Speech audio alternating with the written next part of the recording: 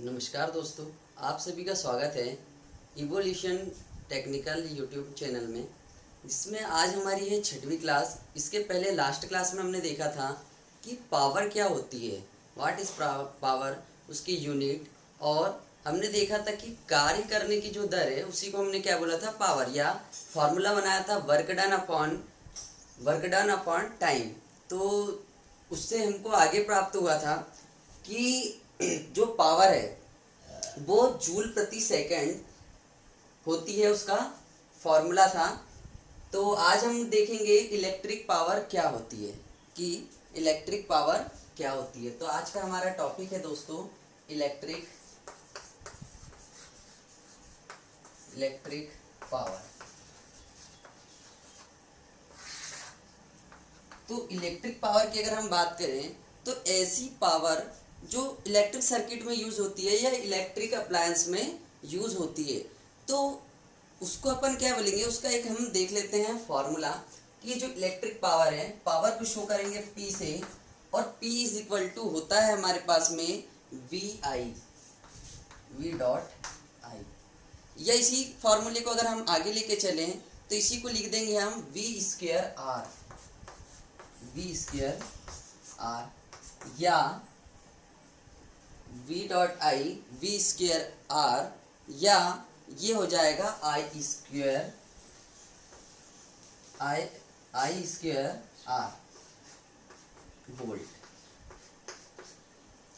तो दोस्तों ये जो है ये पावर के लिए, सॉरी है ना, वोल्ट नहीं होगा, ये होगा वाट। पावर को हमेशा हम वाट में नापेंगे। तो ये है दोस्तों इसका फॉर्मूला कि पावर निकालने के लिए या तो वोल्टेज करंट का कॉम्बिनेशन होना या इनका गुणा, या तो फिर वोल्टेज और रेजिस्टेंस का होना चाहिए, या फिर करंट और रेजिस्टेंस रहेगा तो भी हम पावर को निकाल सकते हैं।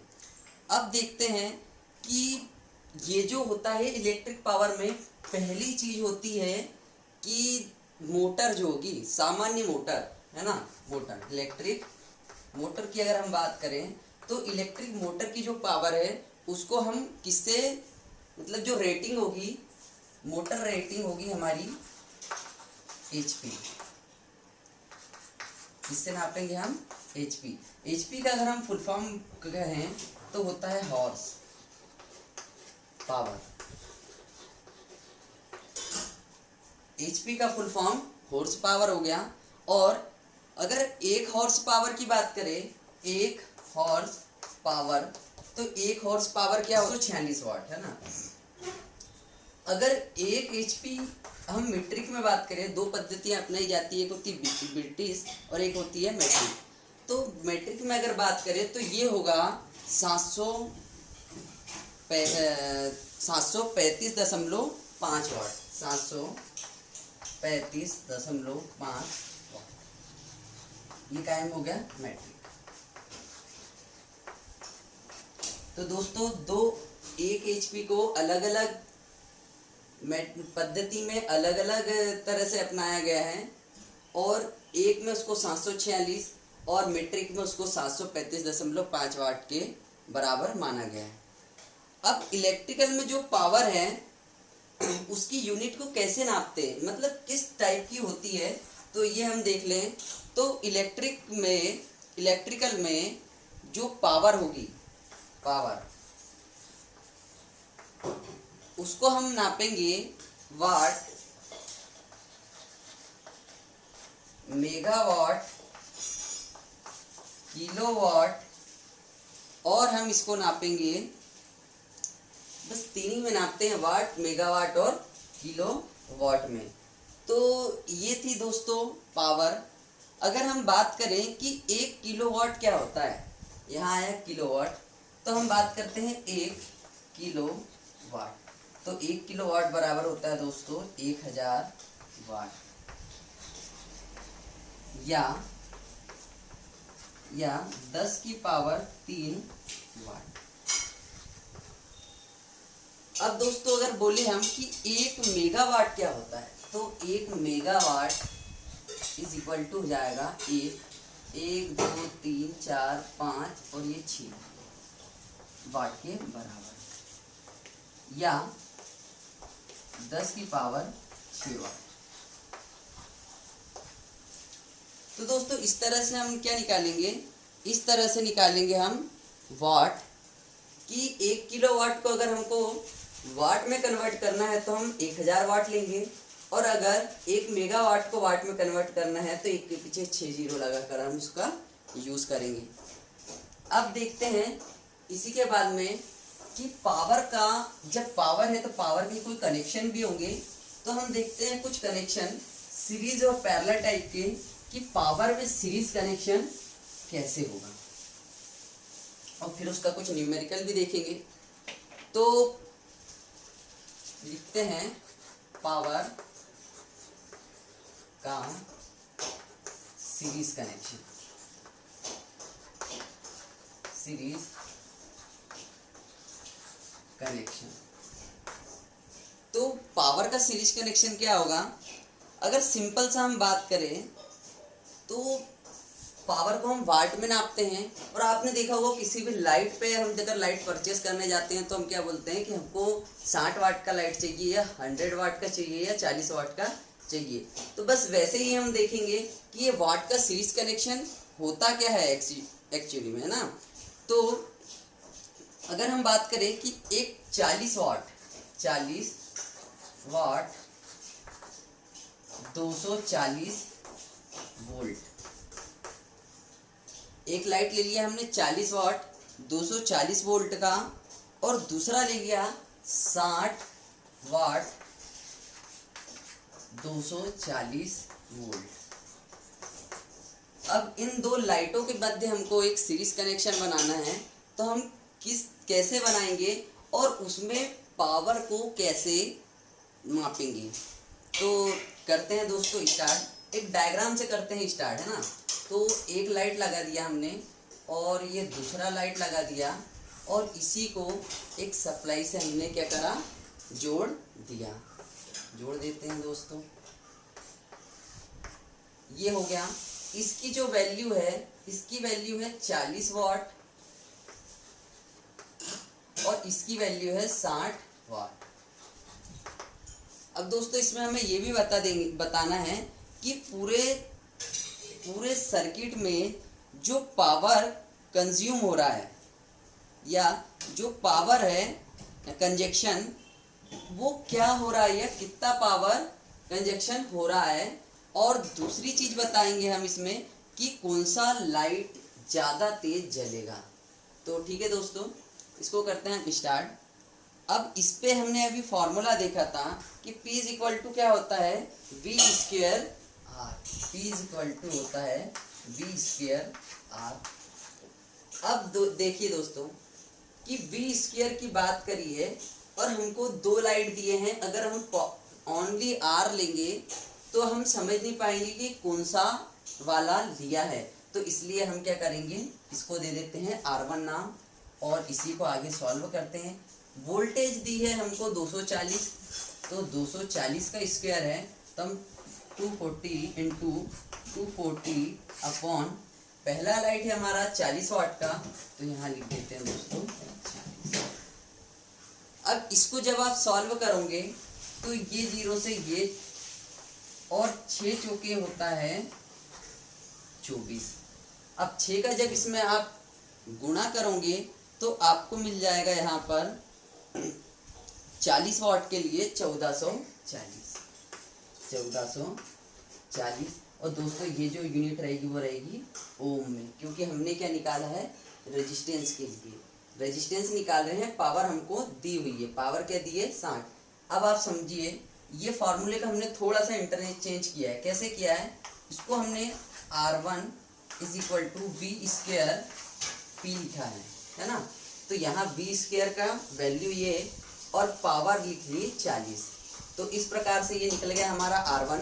ऐसे ही हम आगे निकालेंगे R2। तो R2 के लिए हमारे पास फॉर्मूला हो जाएगा V स्क्वायर अपॉन P। तो इसको करते हैं आगे सॉल्व। तो V स्क्वायर मतलब 240 इंटू 240 बटा 60, दूसरे लाइट की पावर है हमारे पास 60। तो जब इसको सॉल्व करोगे तो 6 चौके 24। तो दोस्तों जब इसको आप आगे सॉल्व करोगे तो आपके पास आ जाएगा 960 ओम, 960। तो दोस्तों R1 की वैल्यू 440 और R2 की वैल्यू आ गई हमारे पास 960 ओम। अब इस कंडीशन में क्या होता है, हमको एक और डायग्राम मिला जो कि हम सीरीज कनेक्शन रेजिस्टेंस का देखते हुए आए हैं, कुछ इस टाइप का, है ना। तो एक डायग्राम और मिल गया हमको, जिसमें पहले वाला है 1440 ओम और दूसरा है 960 ओम। अब इस कंडीशन में क्या होगा कि इसमें अगर हमको निकालना क्या है, पावर, तो अगर इसको हम टोटल रेजिस्टेंस की बात करें, टोटल रेजिस्टेंस, तो टोटल रेजिस्टेंस क्या हो गया, 1440 धन 960, यही हुआ दोस्तों। अगर इनको हम जोड़ेंगे तो ये हमारा हो रहा है 2400 ओम। तो ये निकल गई हमारे पास टोटल रेजिस्टेंस, और फार्मूला हमारे पास होता है P is equal to V square upon R, P is equal to V square upon R. अब यही अगर इसकी वैल्यू रख देते हैं तो हो जाएगा हमारे पास 240 इंटू 240 अपॉन आर की वैल्यू हमको मिल गई है 2400। तो दोस्तों ये 2 जीरो से ये 2 जीरो और 24 से ये 24 कट जाएगा, और हमारे पास बचेगा क्या, हमारे पास आएगा 24 वाट,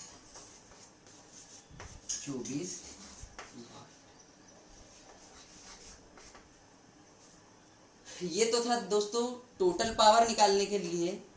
अगर हम इसकी शॉर्ट ट्रिक की बात करें कि शॉर्ट ट्रिक भी होती होगी कुछ, तो हमारे पास पावर का अगर फॉर्मूला बनाएं तो हमारे पास ट्रिक में है कि कैसे हम जल्दी से निकाल सकें। तो हमारे पास होता है 1 अपॉन टोटल पावर हो जाएगा 1 upon P1 plus 1 upon P2। अब इसी में अगर इसका मान रखकर देखें तो 1 अपॉन 40 प्लस 1 अपॉन 60। ठीक है दोस्तों। अब इस कंडीशन में अगर इसको हम और आगे सॉल्व करते हैं तो हमारे पास क्या आ जाएगा formula, Pt is equal to, अच्छा इसको अगर हम और सॉल्व करके और कोशिश करते हैं ना, तो जाएगा P1 P2 upon P1 plus P2। इस तरह से और अब रख देते हैं हम इसमें मान, तो 40 इंटू 60 अपॉन 40 प्लस 60। अब यहाँ क्या हुआ, यहाँ हो गया कि ये हो गया 100 और ये हो गया 40 इंटू 60। अब दोस्तों ये 2 जीरो से 2 जीरो और 6 चौके होता है 24 वाट, और यही हमको निकालना था कि टोटल पावर या पावर कंजक्शन क्या है। तो ये तो था दोस्तों सीरीज कनेक्शन में पावर कंजक्शन कैसे निकालेंगे। अगर हम बात करें कि कौन सा लाइट तेज जलेगा, है ना, कौन सा लाइट तेज जलेगा, तो दोस्तों बता दें कि 2 अलग अलग वाट के हमारे पास बल्ब है। एक था 40 वाट का, एक था 60 वाट का, जो कि सीरीज में जुड़ा था। तो ज़्यादा रोशनी जो रहेगा वो कम वाट का ये वाला लाइट देगा। रीज़न क्या होगा कि जो कम वाट का रहेगा तो ये आंतरिक प्रतिरोध इसका ज़्यादा होगा और I² R लॉस भी इसका ज़्यादा होगा, इस वजह से ये ज़्यादा रोशनी देगा। तो दोस्तों ये दोनों क्वेश्चन जो हमने पहले सोचे थे उसी का आंसर निकाल लिया। पहला था पावर कंजक्शन जो कि 24 वाट आया, और दूसरा था कौन सा लाइट ज़्यादा तेज जलेगा, तो दोस्तों वो था 40 वाट। अब देखते हैं हम कुछ क्वेश्चन कि इन्हीं टाइप के अगर हम 1-2 क्वेश्चन लेके देखते हैं जो कि एग्जाम में पूछे जाते हैं, उनको सॉल्व करके भी देखेंगे। अगर हम क्वेश्चन की बात करें तो ले लेते हैं कि एक 1000 वाट का हीटर है, एक 1000 वाट का हीटर है, ठीक है, जो जो एक क्या 500 वाट के हीटर के साथ में जुड़ा हुआ है। एक 1000 वाट का हीटर 500 वाट के हीटर के साथ सीरीज में जुड़ा हुआ है 240 वोल्ट पर, 240 वोल्ट पर। तो दोस्तों अब हमें क्या बताना है कि इसका पावर कंजक्शन या टोटल पावर कंजक्शन क्या होगा। तो दोस्तों इसको हम ट्रिक से करने की कोशिश करते हैं। तो हमारी ट्रिक बोलेगी 1 upon total power is equal to P1 into P2, मतलब 1000 इंटू 500 बटा 1000 धन 500। अब दोस्तों इसको अगर हम सॉल्व करें तो नीचे आ जाएगा 1500 और ऊपर आ जाएगा 1000 इंटू 500। अब इसको सॉल्व करते हैं तो 5 तिया 15 और इसको और सॉल्व करेंगे तो 10 तिया 3 तिया 9 बचेगा 1, 3 तिया 9 बचेगा 1 और 3 तिया 9 और यह जाएगा। तो ये दोस्तों अगर इसको हम सॉल्व करेंगे तो कुछ इस टाइप का रेशियो आएगा जो कि 333.3333 आते रहेगा। अब इसी में अगर हम आगे देखें कि ये तो था सीरीज कनेक्शन, अब क्या होता है पैरेलल कनेक्शन में, पावर का पैरेलल कनेक्शन कैसा होता है। पैरेलल, ठीक है, तो पैरेलल में क्या होगा, पैरेलल में अगर दो लाइट हमारे कुछ इस तरह से जुड़े हुए हैं, अब इस कंडीशन में क्या होगा, इस कंडीशन में हो जाएगा कि सेम ले लेते हैं हम, मान लो एक 40 वाट का है और एक 60 वाट का है, ठीक है। तो अब इसी को ले लेते हैं 40 वाट, इसको ले लेते हैं 60 वाट। अब इसको सॉल्व करते हैं 240 की, इसकी समझ लो वोल्टेज है। अब इसको सॉल्व करने के लिए क्या करेंगे हम, इसका भी फॉर्मूला ही यूज करेंगे, जो फॉर्मूला कहता है P is equal to V square R. तो इस फॉर्मूले में क्या करेंगे कि फिर सेम कंडीशन R1 को कर देंगे इधर ट्रांसफर, तो हमारे पास हो जाएगा R1 is equal to V square upon P. आगे चलते हैं तो 240 इंटू 240 बटा 40 और इसको इससे 6 आ जाए। सेम लेते हैं दूसरे वाले के लिए, तो यहाँ डायरेक्ट ले लेते हैं formula R2 is equal to V square upon P. आगे ये 240 इंटू 240 बटा 60 और यहाँ हमारे पास कितना आया था 960, है ना, 6 बार कटेगा 1440 ओम, और ये हो जाएगा हमारे पास 960। अब ये फॉर्मूला कुछ रेजिस्टेंस का बन गया, जो कि रेजिस्टेंस का पैरेलल कनेक्शन होता है। तो इस कंडीशन में क्या होगा, इस कंडीशन में हम लगा देंगे कि RT इज इक्वल टू क्या होगा, RT इज इक्वल टू क्या होगा, तो इसका फॉर्मूला होता है कि R1 into R2 upon R1 plus R2।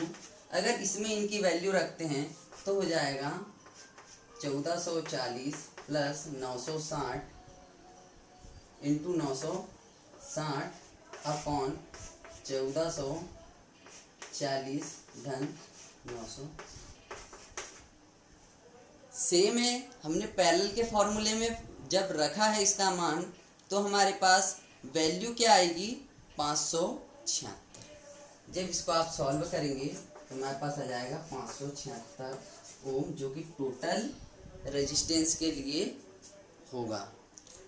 अब यहाँ से अगर हम वॉटेज की बात करेंगे कि कितना वाट कंजक्शन होगा, तो वो फॉर्मूला हमारा वापस लेते हैं, P = V² अपॉन R में मान रखकर, तो हमारे पास V² हो जाएगा 240 इंटू 240 बटा 576।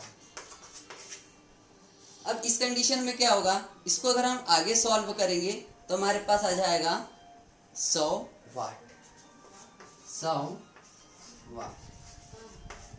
अब इसी तरह से अगर हम इसके ट्रिक की बात करें, तो इसका ट्रिक क्या हो जाएगा, पावर के लिए पैरेलल कनेक्शन का ट्रिक हो जाएगा, power PT = P1 + P2।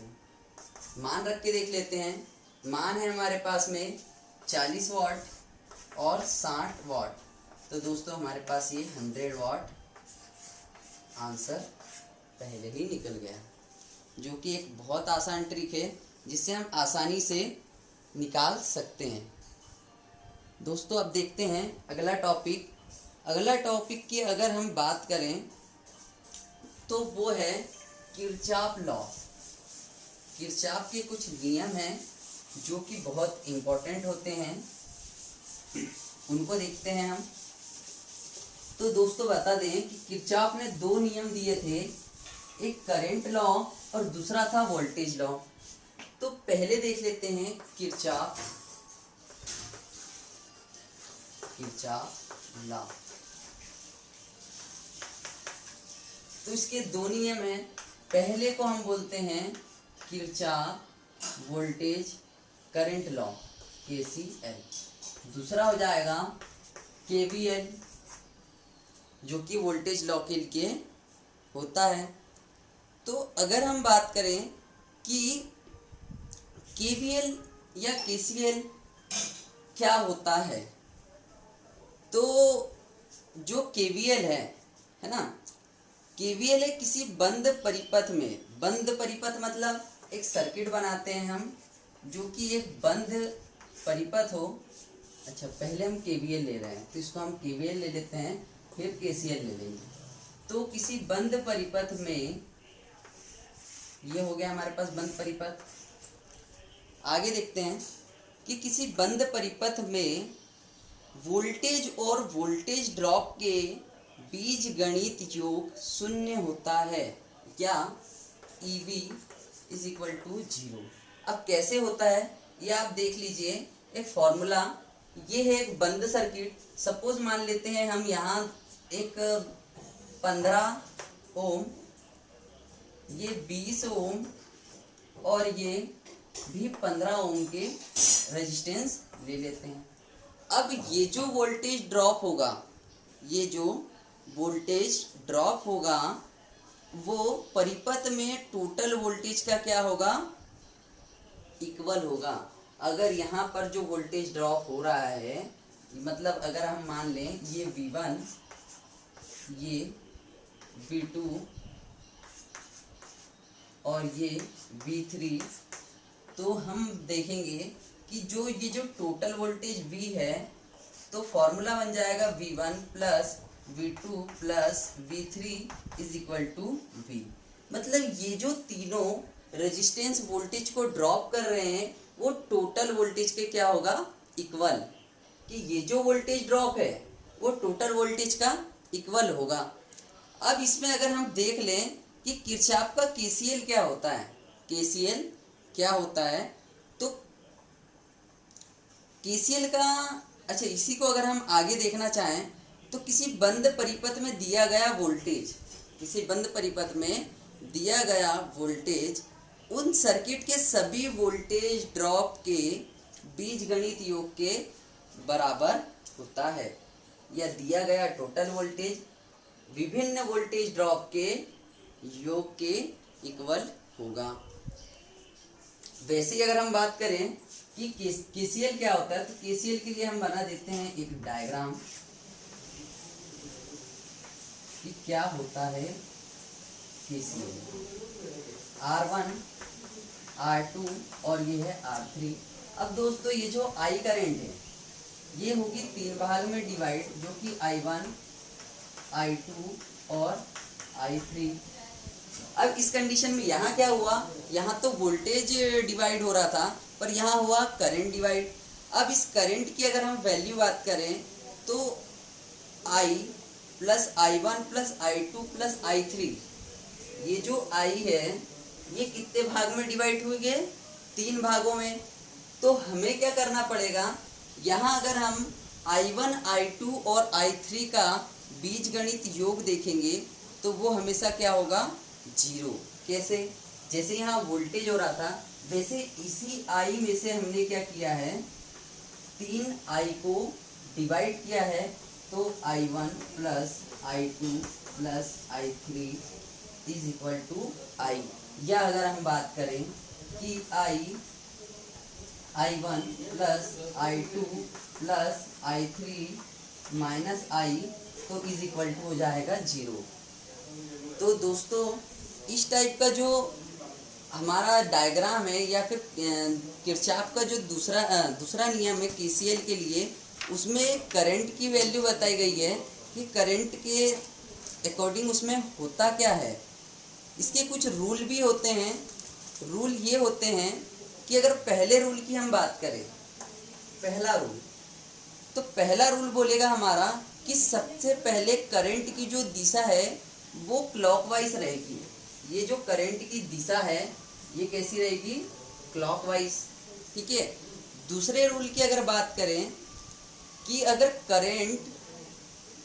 Current resistance में इंटर कर रहा है, अगर वो एंट्री दे रहा है रेजिस्टेंस के अंदर, तो जो पॉजिटिव चिन्ह तथा करंट रेजिस्टेंस को छोड़ रहा है, अगर बात करें हम इसमें से रेजिस्टेंस में कोई करंट फ्लो हो रहा है तो उसमें क्या होगा, प्लस से माइनस की ओर उसमें करंट फ्लो होगा और निकलेगा वो माइनस चिन्ह के तरफ से।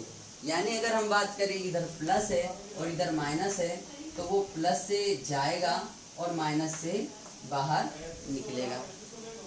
तीसरे अगर हम नियम की बात करें तो तीसरा नियम बोलता है यदि करंट वोल्टेज या वोल्टेज ड्रॉप के धनात्मक में से जा रहा हो तो उसे प्लस V या माइनस V, प्लस V या प्लस V1 या V2 लेंगे।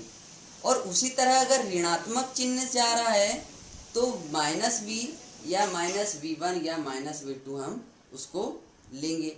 तो दोस्तों अगर हम इसको आगे देखें कि सर्किट का, अच्छा KVL के लिए अगर हम सर्किट देखें तो हमारे पास क्या हो जाएगा, इसी को अगर आगे करेंगे KVL को, तो ये हमारे पास V1 plus V2 plus V3 minus V is equal to 0 होगा। ठीक है दोस्तों। अब अगर ये तो था एक नॉर्मल सा बताने का कि KCL कैसा होता है ना। अगर हम बात करें कि सर्किट KVL में क्या होगा, तो ये जो सर्किट है रेजिस्टेंस सर्किट, इसमें वोल्टेज ड्रॉप, हमेशा क्वेश्चन क्या बोलता है कि किसी सर्किट दे देगा और बोलेगा उसका वोल्टेज ड्रॉप बताइए। तो हमें क्या करना है, इस तरह का फॉर्मूला लगाकर इसका वोल्टेज ड्रॉप निकाल सकते हैं। अब देखते हैं KCL क्या होता है। ये करंट के लिए था। अब देखते हैं KCL क्या होता है ना। KCL, तो KCL की अगर हम बात करें तो हमारे पास लेते हैं हम कुछ इस तरीके के 4 रेजिस्टेंस,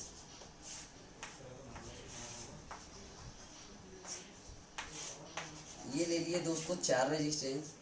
इसको बोल दिया है R1, R2, R3 और R4। अब इस कंडीशन में क्या हो रहा है, अगर मान लो सपोज यहाँ से जा रही है करंट I1, यहाँ से भी जा रही है करंट I2 और यहाँ से निकल रही है करंट I3 और यहाँ से भी फ्लो हो रही है बाहर I4। अब दोस्तों इस कंडीशन में, इस डायग्राम में इसको केसीएल को क्या बोला जाएगा कि किसी नोड या जंक्शन पर, ये क्या होगा दोस्तों, जंक्शन क्या होता है मैं ये बता दूं कि जहां से एक से दो से अधिक पथ निकले हो या दो से अधिक रास्ते निकले हो उसको हम बोलेंगे जंक्शन। जैसे रेलवे का जंक्शन की अगर बात करें तो रेलवे में क्या होता है, जहां 2 या 3 रूट अलग अलग होते हैं उस रेलवे स्टेशन को हम बोलते हैं जंक्शन। तो यहाँ भी देख रहे हैं हम कि यहाँ चार रजिस्टेंस जुड़े हुए हैं और उनका जो बिंदु हुआ वो होगा एक जंक्शन या एक नोड। तो किसी नोड या जंक्शन पर आने वाली करंट जाने वाली करंट के बराबर होगी। या अगर बात करें कि किसी जंक्शन पर इनकमिंग करंट, ये इनकमिंग करंट आउटगोइंग करंट के बीजगणित योग 0 होता है। या इसको हम सॉल्व करेंगे तो ये अगर हम मान लेंगे I1 प्लस I2, क्योंकि ये एंट्री ले रही है इसलिए हमने इसमें प्लस में लिया है, minus I3 minus I4 is equal to 0। दोस्तों अगर हम बात करेंगे कि इन दोनों को प्लस इसलिए लिया क्योंकि ये जा रही है इस नोड की तरफ जा रही है इसलिए हमने इनको पॉजिटिव लिया, और यहाँ से निकल रही है उस नोड से इसलिए हमने उसको नेगेटिव लिया। तो ये होता है दोस्तों कि केसीएल या फिर किरचॉफ का करंट लॉ। इसी को अगर आगे और सॉल्व करेंगे तो I1 plus I2 is equal to I3 plus I4। I1 और I2 अगर इन दो करंट को जोड़ेंगे तो जाने वाली करंट के बराबर होगा। ठीक है दोस्तों, तो ये तो था करंट लॉ। अगर इसी पे कुछ आगे हम न्यूमेरिकल भी क्वेश्चन देखेंगे कि इसमें किस टाइप के क्वेश्चन आते हैं या लिए जाते हैं, तो देखते हैं कि अगर है ना कुछ क्वेश्चन देख लेते हैं।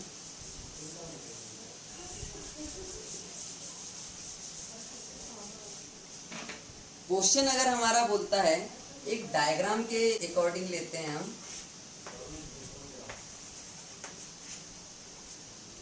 यहाँ दे दिया हमने एक सप्लाई वोल्टेज, जिसको बोल दिया करंट फ्लो हो रहा है I, जो कि इन दो भागों में डिवाइड हो रहा है I1 और I2 में। अब दो रेजिस्टेंस लगे हैं तो इनकी भी वैल्यू होगी, तो थोड़ा बड़ा कर देते हैं क्वेश्चन को, एक और रेजिस्टेंस में लगा देते हैं और ये हो गया I3। तो इनकी जो वैल्यू है वो है 2 ओम, 4 ओम और 5 ओम। 2 ओम, 4 ओम, 5 ओम। अब इस कंडीशन में इसको हम सॉल्व करते हैं और हमको बताना क्या है कि टोटल वोल्टेज क्या है। तो I इज इक्वल टू होता है V अपॉन R। इसको अगर हम आगे सॉल्व करें तो दोस्तों इसमें क्या करेंगे, हमको निकालना है करंट। तो करंट के लिए हमने फॉर्मूला लगाया I is equal to V upon R। तो देख रहे हैं कि 20 वोल्ट का यहाँ पर सप्लाई दिया हुआ है और 2 ओम, 4 ओम और 5 ओम के 3 रेजिस्टेंस लगे हुए हैं। तो हमें क्या करना है, इनकी रखते हैं हम वैल्यू। तो टोटल वोल्टेज है हमारे पास 20 upon 2 plus 20 upon 4 plus 20 upon 5। अब दोस्तों जब इसको हम सॉल्व करेंगे तो यहाँ हो जाएगा 10 प्लस यहाँ हो जाएगा 5 प्लस यहाँ हो जाएगा 4 और देखेंगे हमारे पास आ गया 19 एम्पियर। तो ये था दोस्तों कुछ केसीएल पर एक क्वेश्चन कि केसीएल में करंट हम कैसे निकालते हैं।